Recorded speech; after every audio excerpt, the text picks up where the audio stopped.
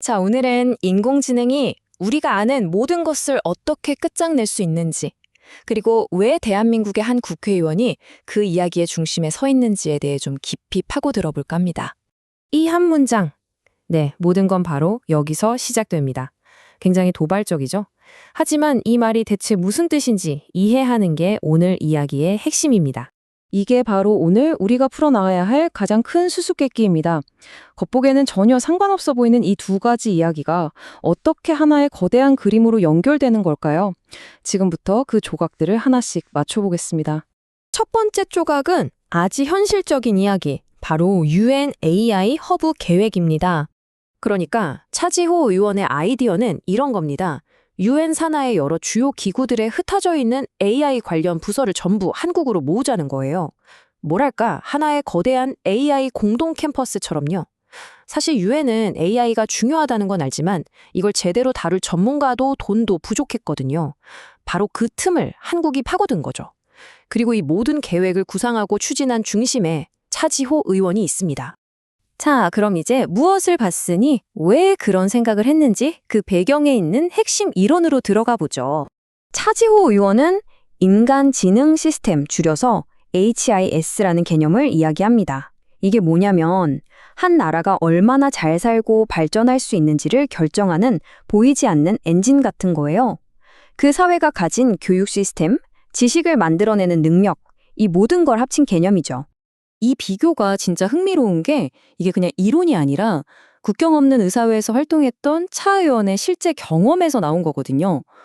똑같이 엄청난 원조를 받았는데 왜 어떤 나라는 계속 가난하고 대한민국은 경제 기적을 이뤘을까? 그 답이 바로 이 인간지능 시스템에 있었다는 겁니다.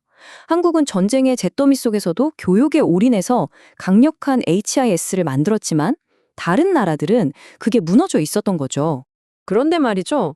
이 인간의 지능을 기반으로 한 기존의 세계 질서를 통째로 완전히 뒤엎어버릴 그런 존재가 등장합니다. 생각해보세요. 산업혁명이 100년에 걸쳐서 세상을 바꿨는데 AI 혁명은요? 고작 15년. 이건 뭐 우리가 한 번도 겪어보지 못한 그야말로 압도적인 속도입니다. 그러니까 다른 사람들이 알파고를 보면서 와, 바둑 진짜 잘 둔다 하고 감탄하고 있을 때 차 의원은 전혀 다른 걸 본 거죠. 교육 시스템이 망가져서 발전하지 못하는 나라들의 인간 지능 시스템을 이 AI를 통해 단번에 복구하고 선진국 수준으로 끌어올릴 수 있겠다는 엄청난 가능성을요. 자, 그럼 AI가 가져올 미래, 그 진짜 경쟁은 과연 어떤 모습일까요? 아마 여러분이 생각하는 거랑은 좀 다를 겁니다. 이런 걱정 다들 한 번쯤 해보셨죠? 터미네이터처럼 인간 대 AI의 전쟁이 벌어지는 거 아닐까? 근데 그게 아니라는 겁니다. 사실은 질문부터가 틀렸다는 거죠. 진짜 싸움은요, 인간 대 AI가 아닙니다. 바로 연결지능, 즉 인간과 AI가 한 팀으로 일하는 방식과 자율 AI, 그러니까 인간 없이 AI 혼자서 모든 걸 다 처리하는 방식, 이 두 가지 생산 방식 간의 경쟁이라는 겁니다. 미래 경제의 헤게모니를 누가 쥐게 될 것인가 하는 싸움이죠. 한번 상상해 보세요. 기업들이 인건비 아끼려고 인간은 다 잘라버리고 더 싼 자율 AI만 쓴다. 그럼 어떻게 될까요? 그렇죠. 물건을 만들어도 그걸 사줄 사람이 없어지는 겁니다. 생산성은 폭발하는데 소비가 멈춰버리는 21세기형 대고랑이 올 수도 있다는 거죠. 그래서 인간과 AI가 함께하는 연결지능을 지켜내는 게 단순히 일자리 몇 개를 지키는 문제가 아니라 우리 경제 시스템 전체를 지키는 문제가 되는 겁니다. 자, 그럼 이 거대한 변화가 바로 내 삶에, 내 직업에, 나이에 어떤 영향을 미치게 될지 한번 구체적으로 들여다보겠습니다. 이 그래프 좀 보세요. 정말 놀랍지 않나요? AI의 도움을 받으면요, 25살 청년이나 65세 어르신이나 생산성이 거의 똑같아진다는 겁니다. 은퇴 연령이라는 단어가 그냥 사전에서 사라져버릴 수도 있는 거죠.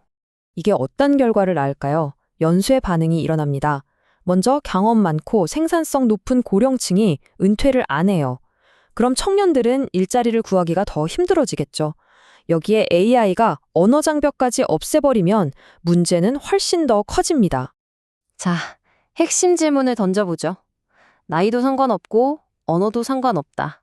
그러면 당신이 지금 어디에 있는지가 과연 중요할까요? 결론은 이겁니다. 기업 입장에선 굳이 비싼 돈 주고 한국 청년을 쓸 이유가 사라지는 거예요. 그냥 인터넷으로 전 세계에서 가장 싸고 일 잘하는 사람을 고용하면 그만이니까요. 대한민국 고용시장이라는 개념 자체가 무너지는 겁니다. 자, 이제부터가 진짜입니다. 이야기의 마지막, 그리고 어쩌면 가장 무섭고 중요한 부분으로 넘어가 보겠습니다. 차 의원이 말하는 최악의 시나리오입니다. 이 논리의 흐름을 잘 따라와 보세요. 첫째, AI가 지식 격차를 없애버려요. 선진국만의 특권이 사라지는 거죠. 둘째, 그 지식이 누구 손에 들어가느냐. 바로 테러리스트 같은 집단이 대량 살상 무기를 만드는 방법을 알게 됩니다. 그럼 마지막으로 어떻게 될까요? 아프리카의 작은 내전이 전 세계를 위협하는 생화학 테러가 될 수 있다는 겁니다. 기존의 안보 시스템으로는 막을 수가 없어요. 이 말이 정말 뼈아픈데요. 테러리스트들이 생화학 무기를 못 만들었던 이유가 돈이 없어서가 아니었다는 겁니다. 그걸 만들 지식이 없었을 뿐이에요. 그런데 이제 AI가 그 마지막 문을 열어주는 열쇠가 될 수 있다는 거죠. 정말 등골이 오싹해지는 이야기입니다.